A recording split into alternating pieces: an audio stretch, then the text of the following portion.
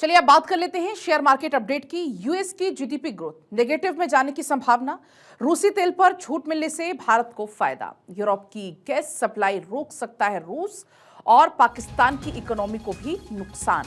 तो अभी जिस तरीके से हालात बने हुए हैं, मिडिल ईस्ट में तनावपूर्ण स्थिति बनी हुई है, उसको देखते हुए अभी आपने देखा कि निवेशकों के पहले दिन जिस दिन ये युद्ध हुआ था, जब बाजार खुला तो लाखों करोड़ रुपए भी डूबा था। लेकिन अब आज क्या कुछ स्थिति होगी, इसको लेकर हम बातचीत कर लेते हैं। आकाश जिंदल जी इस बीच मेरे साथ जुड़ चुके हैं। सर, स्वागत आपका भारत 24 पर। लेकिन अगर सर हम यूएस की बात करते हैं तो जीडीपी ग्रोथ नेगेटिव में जाने की संभावना है, लेकिन अगर हम भारत की बात करें तो भारत की स्थिति को आप कैसे देख पाते हैं? देखिए, भारत की स्थिति अच्छी है। अब रशिया से क्रूड ऑयल इंपोर्ट हमारा होगा, तो उससे क्या है कि क्रूड ऑयल की हमें कमी नहीं रहेगी। दूसरा, जो क्रूड ऑयल के हायर रेट्स हैं उसका इम्पैक्ट तो कुछ हद तक इकोनॉमी पे आएगा, बट ओवर देखिए आज मार्केट कैसा रहने वाला है, क्या कुछ स्थिति मार्केट में होगी, वो भी आपने सुना। आकाश जी जानकारी भी इसको लेकर दे रहे थे। लेकिन इसी बीच अगर हम भारत की बात करते हैं तो भारत को कहीं ना कहीं इसमें फिलहाल राहत मिलती हुई नजर आ रही है, क्योंकि रूसी तेल पर लगभग 30 दिन की छूट मिल गई है और इससे कहीं ना कहीं भारत को फायदा होगा। लेकिन इसके तरह अगर हम बात करें यूएस की, तो वहां पर जीडीपी ग्रोथ नेगेटिव में जाने की पूरी पूरी संभावना है, और पाकिस्तान की भी स्थिति कुछ अच्छी नहीं है। पाकिस्तान की इकोनॉमी को भी काफी ज्यादा इसको लेकर नुकसान से जुड़ी हुई भी इसमें जानकारी सामने आ रही है। लेकिन आज शेयर मार्केट के कैसे कुछ हाल होने वाले हैं, क्योंकि अमेरिका से लेकर जापान तक तो बुरा हाल है। आपको बता दें कि इस दौरान शेयर मार्केट, क्योंकि सप्ताह का ये शुरुआती मौका है, और ऐसे में कमजोर ग्लोबल संकेतों के चलते बीएसई का 30 शेयर वाला सूचकांक सेंसेक्स 356 अंकों की गिरावट के साथ यहां पर खुलता हुआ फिलहाल नजर आया है।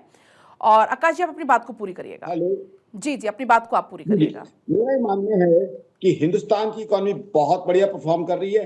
हालांकि इशू ये है कि यूएस की इकोनॉमी पे अब कई तरह के संकट हैं। बहुत मेजर खर्चा यूएस का हो गया है ईरान वॉर पे। अब वो खर्चा रिकवर होना संभव नहीं लगता। इवन अगर आप माने कि ऑयल के ऊपर कंट्रोल आ जाता है यूएस का, तब भी वो जो इतना हाई एक्सपेंडिचर हो गया है उसकी रिकवरी बहुत मुश्किल लग रही है।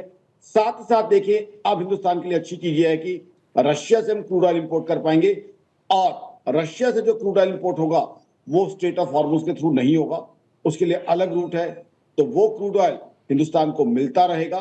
तो उससे जो एक घबराहट थी कि हिंदुस्तान में क्रूड ऑयल की सप्लाई कहीं इरेगुलर ना हो जाए, वो घबराहट नहीं रही। हालांकि पाकिस्तान के लिए बहुत दिक्कतें हैं। पाकिस्तान के पास बहुत कम क्रूड ऑयल रिजर्व बचे हैं, और पाकिस्तान में हो सकता है कि आगे चल के व्हीकल्स को चलाने के लिए भी पेट्रोल डीजल ना रहे। तो हिंदुस्तान की इकोनॉमी बढ़िया चल रही है। हमारी जो है जीएसटी कलेक्शन भी अच्छी रही है, इनकम टैक्स कलेक्शन का डेटा भी अच्छा आया है। बट ग्लोबल इकोनॉमी अब स्लो डाउन, यानी ग्लोबल इकोनॉमी अब रिसेशन में जाने की संभावना क्लियरली दिख रही है।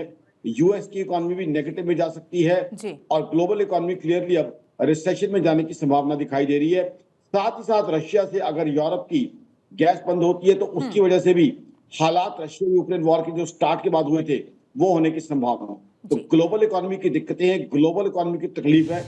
सबसे बड़ी इकोनॉमी यूएस भी दिक्कत में आने की संभावना है, बट हिंदुस्तान सही चल रहा है, और रशिया से जो क्रूड ऑयल हमें मंगाया जाएगा उससे हमारे लिए काफी रिलीफ है। कहीं ना कहीं राहत भरी भी जानकारी। फिलहाल बहुत आपका शुक्रिया सर। पूरी